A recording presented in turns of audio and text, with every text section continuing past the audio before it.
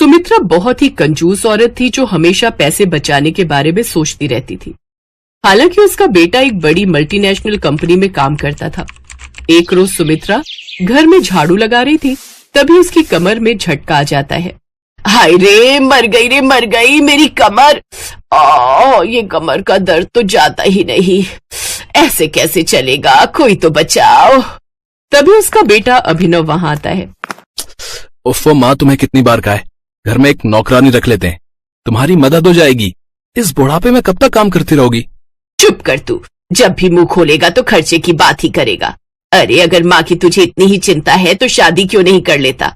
घर में बहू आएगी तो मुझे भी कम से कम काम से छुटकारा मिल जाएगा। अभिनव माँ से बिना कुछ कहे काम पर चला जाता है। कुछ दिन ऐसे ही बीत जाते हैं। एक रोज दरवाजे की घंटी बजती है तो सुमित्रा दरवाजा खोलती है। सामने अभिनव गले में वरमाला पहने एक लड़की के साथ खड़ा होता है। अभिनव, क्या है ये सब? और ये परकटी, मेरा मतलब है लड़की कौन है? किसी नौटंकी कंपनी में भाग लिया है क्या तूने? माँ, इसका नाम अनाया है और हम दोनों ने शादी कर ली है। ये करोड़पति बाप की इकलौती बेटी है। इसके पिता कभी भी हमारी शादी के लिए नहीं मानते, इसलिए हमने कोर्ट मैरिज कर ली है। ये सुनकर सुमित्रा बड़ी खुश होती है कि उसके बेटे ने एक करोड़पति लड़की से शादी की है। वो अनाया को दिल से अपना लेती है और उसका गृह प्रवेश करवाती है। अगली सुबह सुमित्रा अपनी बहू के कमरे का दरवाजा खटखटाती है। अनाया बहू, ओ अनाया बहू, जल्दी से तैयार होकर बाहर आ जा, आज तेरी पहली रसोई की रस्म है। ये सुनकर अनाया घबरा जाती है। हे भगवान, पहली रसोई? जी माँ जी, बस अभी तैयार होकर आई। अनाया वैसे तो दिल की बड़ी अच्छी थी, लेकिन वो अमीर घर की इकलौती लड़की होती है, इसलिए घर के काम तो उसने कभी किए ही नहीं थे। कुछ देर बाद अनाया तैयार होकर नीचे आती है। आ गई बहू, चल अब तू जल्दी से अपनी पहली रसोई में कुछ अच्छा सा बना दे। जी माँ जी। अनाया रसोई में गई और वहां पर खड़ी होकर सोचने लगी। माँ जी को बोल तो दिया कुछ बना कर लाती हूँ, लेकिन मुझे तो मैगी के सिवाय कुछ भी बनाना आता ही नहीं। अब अपनी सास को पहली रसोई में मैगी तो नहीं परोस सकती ना। ये कहकर अनाया गहरी सोच में पड़ जाती है। फिर अपने दिमाग का इस्तेमाल करके बढ़िया सा खाना ऑनलाइन ऑर्डर कर देती है। लेकिन हाँ, ध्यान रहे, खाना रसोई की पीछे वाली खिड़की से ही पकड़ाना। कुछ देर बाद रसोई की पीछे वाली खिड़की से डिलीवरी बॉय अनाया को तरह तरह का खाना देकर जाता है। वो जल्दी से सबको खाना परोसती है। खाना खाकर सुमित्रा बहुत खुश होती है। वाह बहू, क्या लाजवाब खाना बनाया है तूने तो, और इस खीर का तो जवाब ही नहीं है। ये तो बिल्कुल होटल जैसी लग रही है। अब होटल की खीर है तो होटल जैसी ही लगेगी ना माँ जी, लेकिन कहीं माँ जी को मुझ पर शक तो नहीं हो गया? क्या हुआ बहू, कहाँ खो गई? कुछ नहीं माँ जी, मैं तो बस ये सोच रही थी कि इतने बड़े घर का काम आप अकेले कर रही थी, तो क्यों ना अब हम एक नौकरानी रख ले जो इस घर के काम के साथ साथ रसोई में मेरी थोड़ी मदद भी कर दे। तू पागल हो गई है क्या बहू? आज तक इस घर का काम मैंने अकेले संभाला है, और वो भी बिना किसी नौकरानी की मदद के। और मेरा शरीर तो अब बूढ़ा हो चुका है, घर का काम भी मुझसे नहीं होता। और अब तो तू आ गई है, तू तो जवान है, सारा काम चुटकियों में कर लेगी, और रसोई बनाने में तो तेरा कोई जवाब ही नहीं। ले बेटा अनाया, अब बचने वाली है तेरी बैंड। जैसे तैसे अनाया घर के काम करती, फिर रसोई में जाते ही कुछ देर बाद ऑनलाइन खाना ऑर्डर करके मंगवा लेती। ऐसे ही कुछ दिन बीतते हैं। उसके हाथ की बनी सब्जियां खाकर तो सुमित्रा बड़ी ही खुश होती। वो जो भी सब्जी अनाया को बनाने को कहती, वो झट से उसे बनाने के लिए हाँ कह देती और फिर किसी रेस्टोरेंट या ढाबे से ऑर्डर कर देती। एक रोज जब सब खाने की टेबल पर बैठे थे, अच्छा ये बता बहू, तेरे करोड़पति बाप ने तुझे माफ किया या नहीं? माँ जी, मुझे नहीं लगता डैड हमें कभी भी माफ करेंगे। उन्होंने तो मुझे अपनाने से भी इनकार कर दिया है, और तो और अपनी जायदाद से भी बेदखल कर दिया है। ये कहकर अनाया वहां से चली जाती है। हद होती है नाराजगी की भी। मुझे तो लगा था करोड़पति की बेटी है तो खूब सारा धन देगा अपनी बेटी को, लेकिन ये तो ठन ठन गोपाल खाली हाथ ही चली आई। लेकिन बड़े घर की लड़की होने के बाद भी अनाया अच्छे स्वभाव की थी, इसलिए सुमित्रा उसे कुछ नहीं कहती। एक रोज सुमित्रा की कुछ सहेलियां उससे मिलने सुमित्रा के घर आती हैं। आओ आओ, बड़े दिनों बाद आना हुआ तुम लोगों का। हाँ, सोचा तेरी नई बहू आई है, उसकी मुंह दिखाई कराते हैं और साथ में उसके हाथ की पहली रसोई भी चख कर आ जाएंगी। अरे उसकी शादी को 1 महीना हो गया, अब उसकी पहली रसोई कहाँ रह गई? हाँ, लेकिन हम तो उसके हाथ का खाना पहली बार खाएंगे ना, इसलिए उसकी रसोई तो हमारे लिए पहली रसोई ही हुई ना। ये सुनकर सुमित्रा अपनी बहू को आवाज लगाती है। जी माँ जी, आपने बुलाया? बहू, ये मेरी सहेलियां हैं और तुम्हारे हाथ का बना खाना खाना चाहती हैं। अब जल्दी से जाकर रसोई में कुछ बढ़िया सा बना कर ले आओ। जी माँ जी। अनाया उन सभी के पांव छूती है और फिर रसोई में चली जाती है, लेकिन गलती से उसका फोन पानी में गिर जाता है और वो बंद पड़ जाता है। हे भगवान, ये क्या हो गया? मेरा फोन तो बंद पड़ गया। अब मैं खाना कैसे ऑर्डर करूं? और अगर मैंने खाना बनाया तो ये लोग खा नहीं पाएंगे क्योंकि वो खाना खाने लायक ही नहीं होगा। फिर भगवान का नाम लेकर अनाया कच्चा पक्का खाना बना देती है, फिर सबको खाना परोसती है। जैसे ही करुणा और विमला वो खाना खाती हैं, तो उनकी आंखें फटी की फटी रह जाती हैं। फिर सुमित्रा उनसे कहती है, क्या हुआ? हो गई ना बोलती बंद? बड़ी तारीफ करती थी ना तुम अपनी बहुओं की, अब उड़ गए ना होश तुम्हारे मेरी बहू के हाथ का खाना खाकर। अब खाओ ना, शर्मा क्यों रही हो? खाओ खाओ। अरे नहीं नहीं, वो मुझे याद आया, मुझे तो एक पूजा में जाना था, मैंने गलती से एक निवाला खा लिया। अरे हाँ, मैं तो भूल ही गई थी। चलो चलो करुणा, नहीं तो पूजा के लिए देर हो जाएगी। अरे बड़ी अजीब हो तुम दोनों, पहले खुद ही मेरी बहू के हाथ का खाना खाने की जिद कर रही थी और अब सारा खाना यूं ही छोड़कर जा रहे हो। कि माँ जी भी ना जाने क्यों जिद पर अड़ी रहती हैं। ये तो उन्हीं को पता होगा कि उन पर क्या बीत रही है। करुणा और विमला सुमित्रा जी की अच्छी सहेलियां थी, इसलिए वो उसकी बेइज्जती नहीं करना चाहती थी। कुछ देर बाद जब वो चली जाती है, छी बहू, ये कैसा खाना बनाया है तुमने? ऐसा खाना तो कोई अपने जानवरों को भी नहीं देता। तूने जानबूझकर ऐसा खाना बनाया ना ताकि वो फिर कभी तुझसे खाना बनाने की जिद ना करे। नहीं माँ जी, वो बात नहीं है। सच तो ये है कि मुझे खाना बनाना नहीं आता। अब ऊपर से झूठ बोल रही है। तूने हमें कितने दिनों से तो बढ़िया बढ़िया खाना बनाकर खिलाया है। फिर रोते हुए अनाया सारी बात अपनी सास को बता देती है। माँ जी, मुझे खाना बनाना बिल्कुल नहीं आता। वो तो मैं बाहर से ऑनलाइन ऑर्डर करके मंगवा लेती थी, लेकिन आज फोन पानी में गिरने के कारण वो खराब हो गया, तो मैं ऑर्डर नहीं कर पाई और जैसे तैसे बनाने की कोशिश की। अरे तो तुझे एक्सपेरिमेंट करने के लिए मेरी ही सहेलियां मिली थी, और सत्यानाश हो इस आजकल की पीढ़ी का, जिसे रील बनाकर मटकना तो आता है लेकिन खाना बनाना नहीं आता। सुमित्रा की उम्र हो चुकी थी और अब उससे ज्यादा घर का काम भी नहीं होता था। ऊपर से बहू मिली तो वो भी सोने पर सुहागा, इसलिए हार थक कर उसे नौकरानी लगवानी ही पड़ती है, जो घर का सारा काम भी संभाल लेती है कि वो अपनी बहू को भी खाना बनाना सिखा देती है।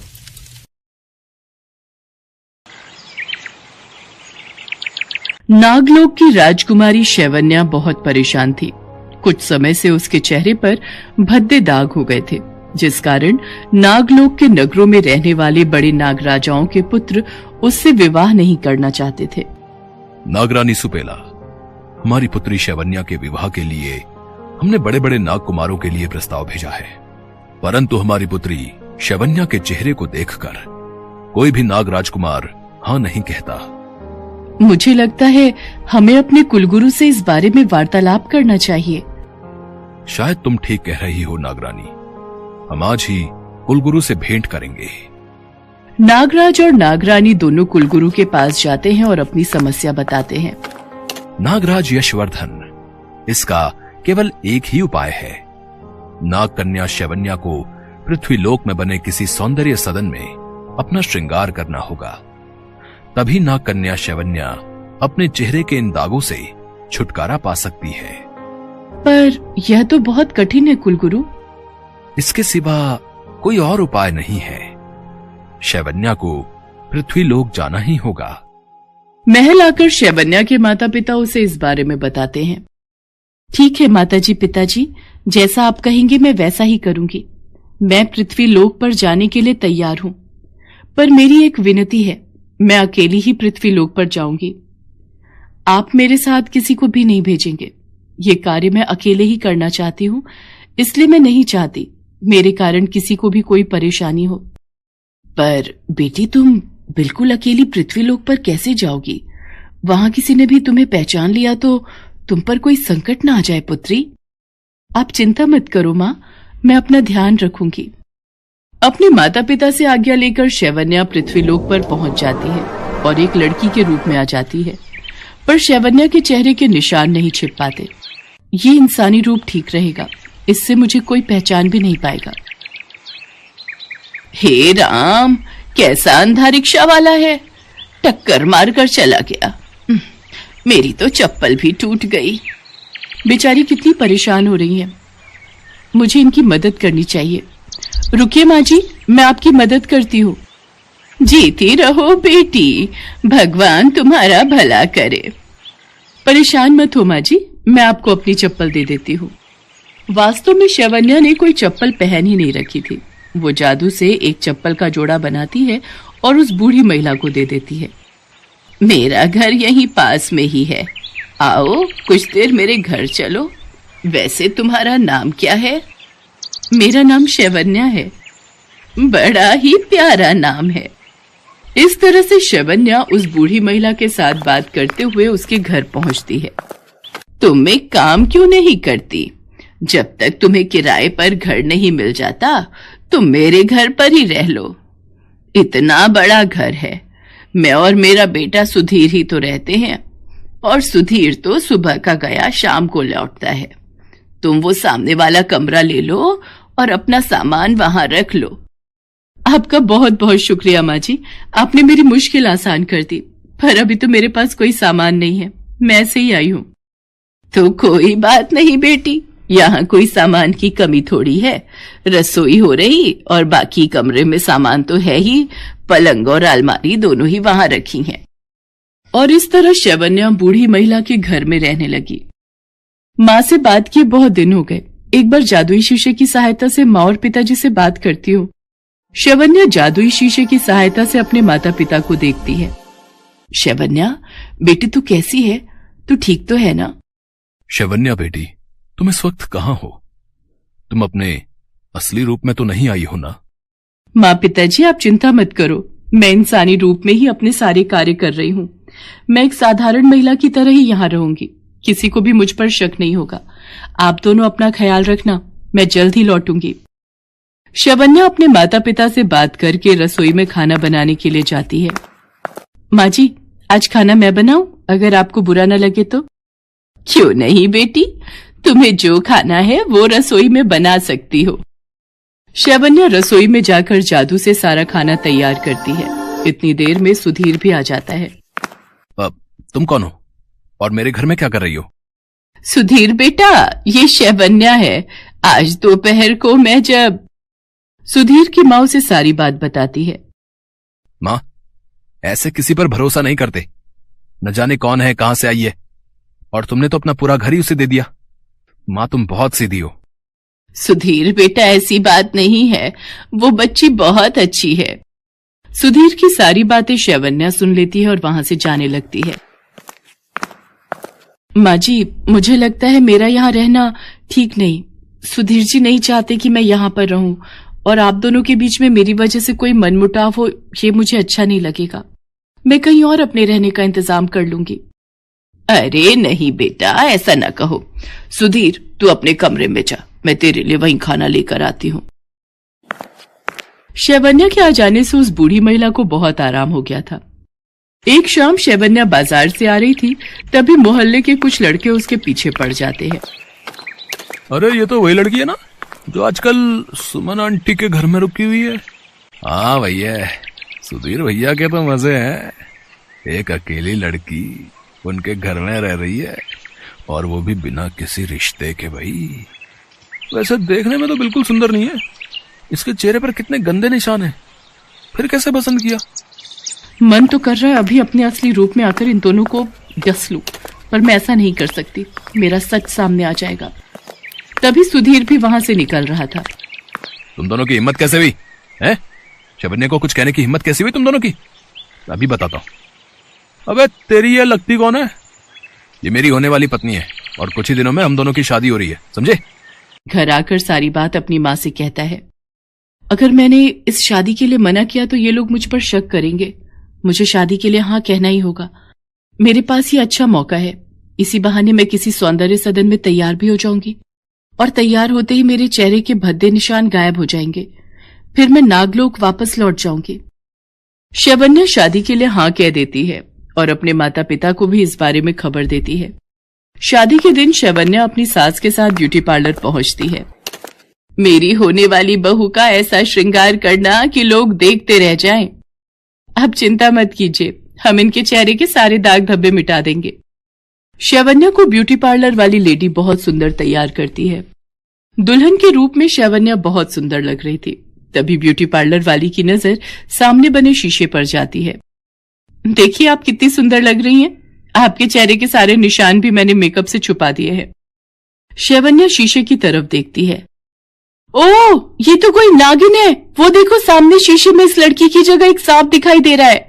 भागो भागो भागो यहाँ से। रुक जाइए, मैं ऐसी नहीं हूँ जैसा आप मुझे समझ रहे हैं। मेरी बात तो सुनिए। माँ जी, एक नागिन मेरी बहू नहीं हो सकती। तू तो हमें डस लेगी। ऐसा ना कहिए माँ जी, मैं आपको पूरी बात बताती हूँ। तब तक सुधीर भी वहां आ जाता है। शैवन्या सारी सच्चाई बताती है और रोने लगती है। नागराज और नागरानी उनके कुलगुरु के साथ वहां प्रकट होते हैं। पुत्री शैवन्या ने किसी को धोखा नहीं दिया, ये सत्य कह रही है। मैंने ही शैवन्या को धरती लोक पर भेजा था। माँ, पिताजी, मैं सुधीर से प्यार करने लगी हूँ और मुझे माँ जी के साथ ही रहना है। सुधीर को मेरे स्वभाव से प्यार हुआ, उसने मेरे रंग रूप को नहीं देखा। माँ जी भी मुझे बहुत प्यार करती है, नहीं तो कोई किसी पर क्यों विश्वास करेगा। उन्होंने मुझ पर किया, मैं उनकी बहुत इज्जत करती हूँ। पुत्री, तुम्हारी ये करुण बातें सुनकर मेरा भी हृदय पिघल गया है। मैं तुम्हें आशीर्वाद देता हूं। मेरी शक्तियों से तुम आज के बाद एक साधारण स्त्री का ही जीवन व्यतीत करोगी। अब तुम नागिन नहीं हो। कुलगुरु की बातें सुनकर सब बहुत खुश हो जाते हैं। शैवन्या के चेहरे के सारे दाग धब्बे खत्म हो गए थे। सुधीर और शैवन्या की शादी हो जाती है। उस दिन से शैवन्या धरती लोक पर ही सुधीर और अपनी सास के साथ खुशी खुशी रहने लगी।